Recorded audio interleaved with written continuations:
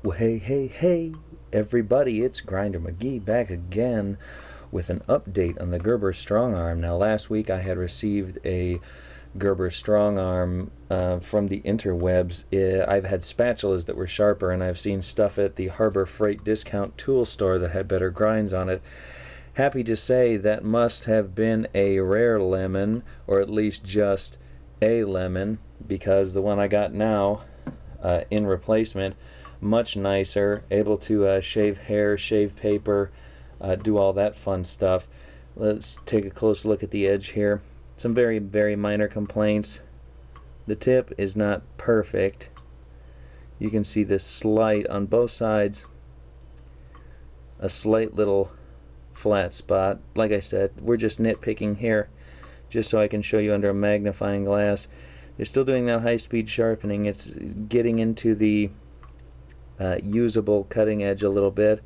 Still would like to see, you know, a nice straight edge rather than that really high-speed dip there. But it's definitely not as bad as that last one that I got, and the grinds are reasonable. Moreover, this is a $55 made in the USA blade out of 440C. I think Gerber even came out and said it this time. A lot of times they just say high quality stainless steel.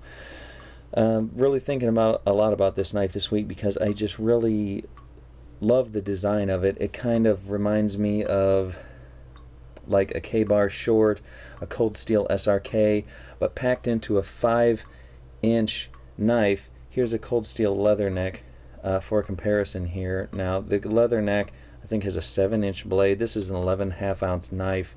You know, this is a really big chunk of steel to be carrying around with you. The tip, even on the leather neck, not as stout. So I really don't have a lot in the collection that's like this. I know I pulled some other ones out the other week, and I could do it again. SCHF 42 from Schrade 1095 outdoor blade. Such a comfortable handle on this one. I've really been loving this knife here lately. In the last week or so since I really got it and started using it and resharpened it. Even the much hated Bear Grylls Ultimate Survival Knife. Look at how they embody kind of this similar, very similar pilot survival knife category here.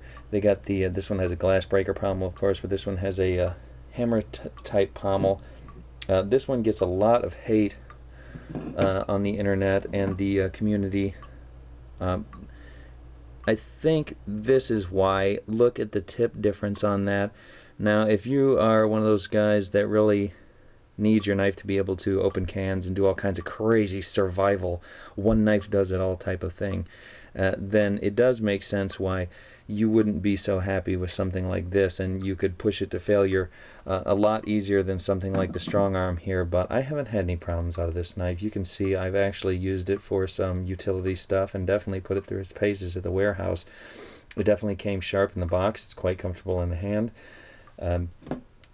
You know, it has a comparable weight. I think the Ultimate Survival knives are around 8.3 ounces, where the Strongarm is around 7.2, so this is even an ounce lighter. So I guess without further ado, 3 minutes and 52 seconds talking about what design elements here. I'm going to get into some slicing just to show you really quick that here's a tomato like we did with the SCHF 42. We'll see if this almost 1/4 inch thick knife can slice this tomato and actually do it. I'm not incredibly impressed, but at the same time, if you know how to slice a tomato, I've sliced a couple, that you can definitely do it with this knife here. So I don't think that you could argue. If it can slice a tomato, it can definitely slice a piece of cardboard, it can definitely slice a piece of paper. I'd shave some arm hair if I had any, but definitely just for this 5-minute update video, extremely happy with the Gerber Strongarm as it comes sharp out of the box. I think it's going to be a very popular option for guys in the military and in the civilian world. You know, with the sheath, I think for me, I'm not going to hook the straps or anything to it, but it just works so good if I just stuff it in the pocket of my coveralls at work, or if I drop it into a bag. I think it really is that a really awesome backup truck knife. So that's what I'm going to be using it for. And made in the USA quality, guys. 55 bucks.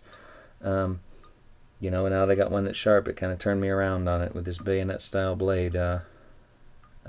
Reminds me of a Cold Steel SRK, except with a rubber handle done right. That's the main thing with this knife, is this handle is quite comfortable. So hey man, this is a Grinder McGee saying keep your skills sharp but your knife sharper. See you around. Peace out.